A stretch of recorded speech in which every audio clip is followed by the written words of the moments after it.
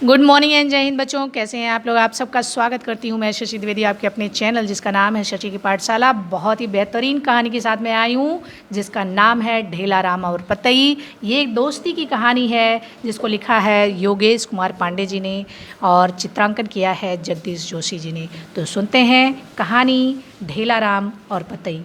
एक थे ढेला राम जी लुढ़कने वाले गोल गोल से, और एक थी पतई बाई एकदम दुबली पतली, सूख कर पीली पड़ी, पेड़ से टूटी हुई।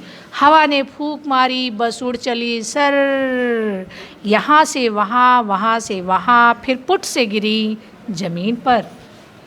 एक दिन ढेला राम को ठोकर लगी। ढेला राम जी लुढ़क पड़े, लो फिर लुढ़कना पड़ा। ढेला राम ने मन ही मन कहा। उधर पतई बाई भी डोलती फिर रही थी। टकरा गए दोनों, आवाज आई अर्र चुर्र मुर्र। पतई बाई कराह कर बोली, आप कौन हैं जी? ढेला राम, मैं माटी का ढेला, नाम है ढेला राम। और आप कौन हैं? पतई बाई, मैं पतई, पेड़ की पत्ती, पर अब डाल से बिछड़ी हुई हूँ। ढेला राम, मुझे तो कोई भी लुढ़का देता है, बरखा पानी से भी उतना ही डर लगता है। पतई बाई बोली, मैं भी इस हवा, आंधी और तूफान से बहुत डरती हूँ, बहुत पतली हूँ। उड़ाती हवा मुझे उड़ाती रहती है, हवा मुझे यहाँ से वहाँ ले जाती है। दोनों सोच में पड़ गए। फिर पतई बाई ढेला राम से बोली, चलो दोस्त बन जाते हैं, मुसीबत में साथ तो रहेगा। ढेला राम बोले, एकदम ठीक, मैं तेज हवा चलने पर तुम्हें बचा लूँगा। पर कैसे? पतई बाई ने पूछा। मैं तुम्हें दबा लूँगा, पर बरसात से तुम मुझे बचाना। ढेला राम ने कहा, ठीक है, मैं तुम्हें ढक लूँगी, बारिश की बूंदों से बचा लूँगी। पतई बाई बोली। दोनों दोस्त बन गए। एक दिन आंधी आ गई। ढेला राम ने पतई बाई को दौड़कर दबाया। धन्यवाद, मैं तो उड़ ही जाती, पतई बाई ने कहा। तब तक टप बारिश की बूंदें भी पड़ने लगीं। पतई बाई ने ढेला राम को पूरी तरह ढक लिया, लेकिन दोनों बच नहीं पा रहे थे। ये क्या हुआ? अब क्या करें ढेला राम जी? पतई बाई ने आंधी और पानी से थर थर काँपते हुए कहा।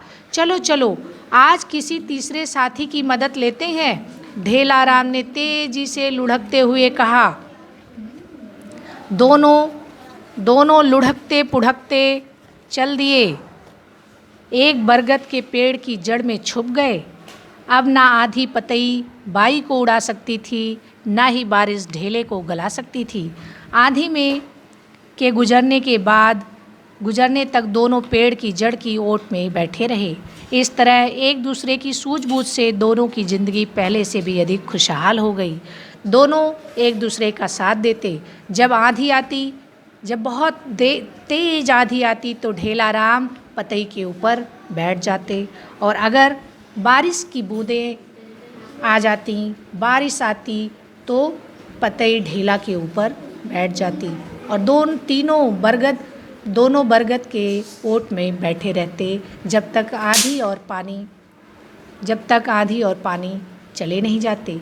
तो बच्चों, ये कहानी है ढेला राम और पतई की, दो दोस्तों की कहानी जो एक दूसरे की सहायता करते हैं।